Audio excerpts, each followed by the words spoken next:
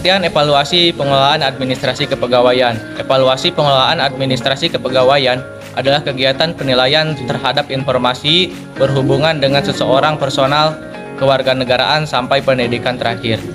Fungsi evaluasi pengelolaan administrasi kepegawaian. A. Fungsi selektif merupakan fungsi yang dapat menyeleksi seseorang apakah orang tersebut mempunyai standar kompetensi yang ditetapkan. B. Fungsi diagnosma bertujuan untuk dapat mengetahui kelebihan dan kelemahan orang dalam bidang kompetensi tertentu. C. Fungsi penempatan bertujuan untuk mengetahui di mana posisi terbaik seorang dalam bidang tersebut. D. Fungsi pengukuran keberhasilan berfungsi untuk dapat mengukur tingkat keberhasilan suatu program. Tujuan evaluasi pengelolaan administrasi kepegawaian. 1. Untuk mengetahui pencapaian hasil kerja dari seorang pegawai. 2. Untuk mengetahui beberapa baik tingkat pengusaha seorang pegawai terhadap pekerjaan yang telah ditetapkan. 3. Untuk mengetahui kesulitan apa saja yang dialami seorang pegawai dalam kegiatan dan aktivitas sehingga bisa dilakukan diagnosis. 4. Untuk mengetahui tingkat efektivitas dan efisiensi suatu metode, media, serta sumber daya lainnya dalam pelaksanaan suatu pekerjaan. 5. Sebagai umpan balik serta juga informasi penting bagi pelaksanaan evaluasi untuk dapat memperbaiki kekurangan yang ada dalam administrasi, yang mana hal itu dapat dijadikan acuan di dalam mengambil keputusan mendatang. 6. Memperkuat sistem perencanaan kepegawaian. Proses pelaksanaan evaluasi. Yang pertama, menentukan latar belakang. Yang kedua, menentukan tujuan evaluasi. Yang ketiga, merumuskan masalah evaluasi. Yang keempat, menentukan jenis data yang dikumpulkan. Dan yang kelima, menentukan simpel sesuai dengan tujuan evaluasi. Metode evaluasi. Ada beberapa cara yang dapat dilakukan dalam melaksanakan evaluasi pengelolaan administrasi kepegawaian sebagai berikut. Yang pertama, metode survei. Yang kedua, wawancara. C. Kuesioner. D. Observasi. Dan E. Rekan data.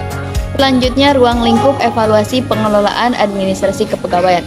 Kegiatan yang termasuk dalam ruang lingkup kepegawaian mulai dari perencanaan sampai evaluasi meliputi hal-hal berikut. Yang pertama, tenaga kerja. Yang kedua, struktur organisasi. Ketiga, regulasi di bidang kepegawaian. Keempat, sistem administrasi kepegawaian. Kelima, perencanaan kepegawaian. Keenam, pengadaan kepegawaian. Ketujuh, sumpah pegawai. Kedelapan, pangkat dan jabatan pegawai. Kesembilan, karir pegawai. Dan kesepuluh, penilaian kinerja pegawai. Selanjutnya yaitu teknik penyusunan laporan pengelolaan administrasi kepegawaian.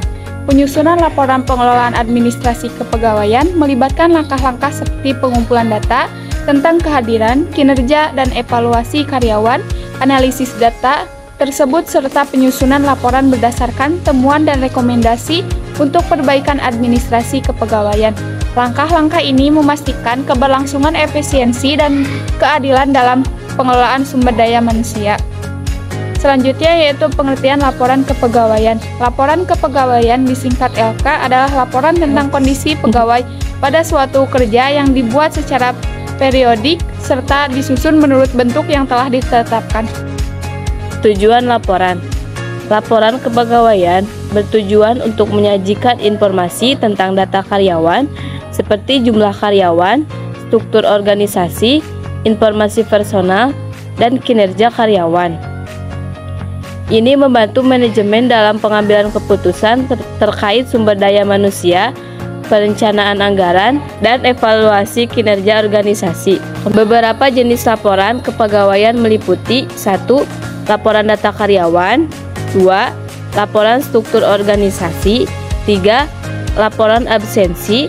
4. Laporan evaluasi kinerja.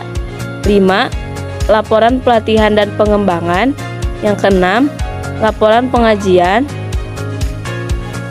7. Laporan analisis turnover.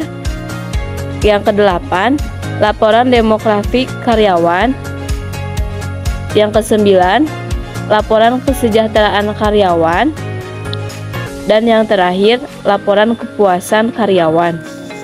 Beberapa syarat umum untuk laporan kepegawaian meliputi 1. Ketetapan data. Yang kedua, keterbacaan. Yang ketiga, kepatuhan hukum.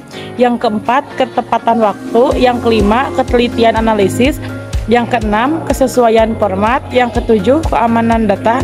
Yang kedelapan, transparansi. Yang kesembilan, relevansi. Yang kesepuluh, konsistensi. Berikut adalah langkah-langkah umum dalam pembuatan laporan kepegawaian. Yang pertama, identifikasi tujuan laporan. Yang kedua, kumpulkan data. Yang ketiga, pilih metode analisis. Yang keempat, sesuaikan format laporan. Yang kelima, susun struktur laporan. Yang keenam, analisis data. Yang ketujuh, menyusun laporan. Dan yang kedelapan, review dan koreksi. Yang kesembilan, distribusi laporan. Yang ke-10, evaluasi dan tindak lanjut.